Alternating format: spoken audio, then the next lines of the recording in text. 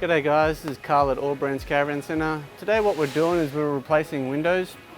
In this current van, what we've done is we're in the process of replacing all these windows. I've currently done 4 of these windows already. I'm up these last one at the moment, and the reason that we're replacing these windows is because the customer's complaining that these windows are all leaking.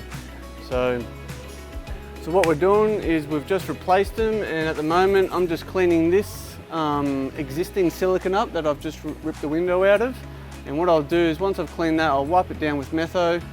I'll wipe this window over here, which is the one that I'm going to install, down with Metho, and then I'll goop it up, install it. I'll get someone on the outside holding it up, and I'll go on the inside and tighten it up.